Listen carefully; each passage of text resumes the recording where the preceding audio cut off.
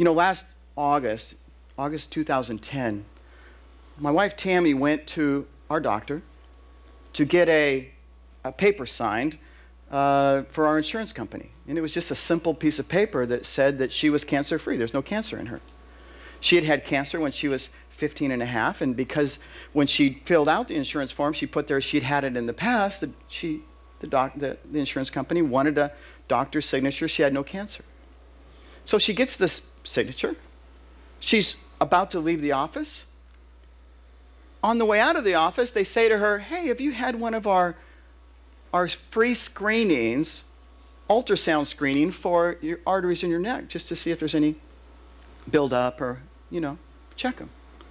She didn't really want to do it because, she's busy. She's, get to work. But she felt just inside, just do it. Yeah, I'll do it. So she sits down. They begin to do the ultrasound on her. And the technician kind of pulls back and says, now, are you here because the doctor found growths on your thyroid? Growths on my thyroid. He immediately realizes she has no idea that she has 7 growths on her thyroid. They do tests, etc., and they send her to a specialist who does tests. And when the specialist saw the results, the specialist confirmed that she had growths on her thyroid and told us about them. And then the specialist says, so we're going to leave them alone. We're not going to do anything with them. We'll watch them for the next 6 months or a year. Immediately, Tammy, in her spirit, she had well, you might call it as a believer, a check in your spirit, or this. For her, it was an irritation in her spirit. I might put it more than that. She was mad. Not in that moment. We got outside, and I'm saying, well, what do you think? I'm mad. And I'm like, you're mad? Did you hear what that doctor said? That does not line up with what's in my spirit. She's saying, that doctor is wrong. I said, well, we'll go to another doctor. So we went to a 3rd doctor, and then a 4th doctor. And then we ended up down in Mexico at a cancer clinic. And then Mark and Linda, and we went to a different cancer clinic, the Oasis of Hope.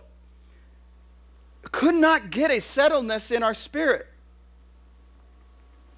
And finally, we received a phone call. Tammy and I were in San Diego. We received a phone call from Bethany. Bethany, our daughter, had called the City of Hope Cancer Research Hospital in Pasadena.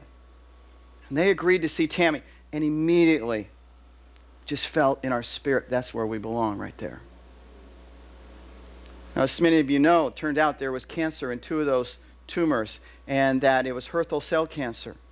And they confirmed that if we would have went with what the original specialist would have said, now we would not be sitting here with her cancer-free. We'd be sitting here probably praying, God, we need a miracle, because that cancer would have spread through her whole body.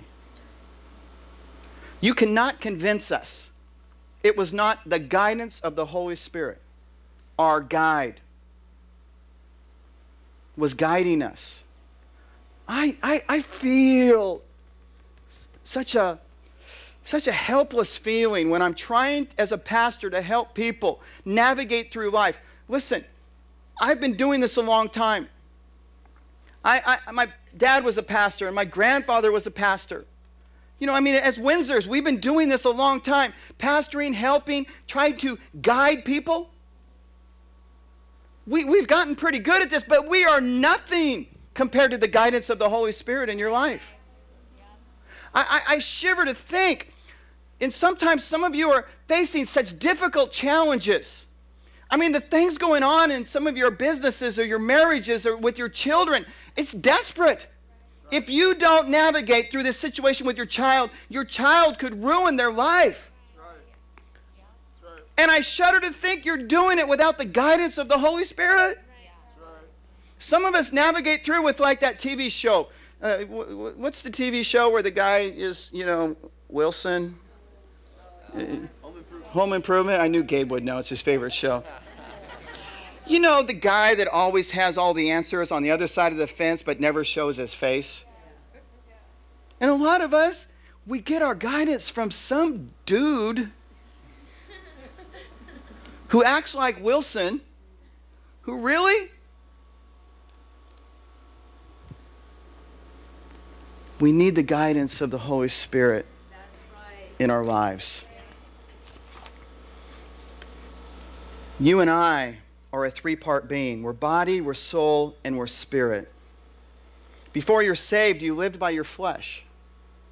Your flesh was your guidance system. How many of you, it doesn't take a lot of thought to think back to your life before Christ and how your fleshly desires were guiding you. I don't know what to do. Should I stay married or should I upgrade? And your flesh says, upgrade. The grass is always greener on the other side of the fence. Yeah, your flesh is a liar. But once you're saved, the guidance system changes and it becomes your spirit.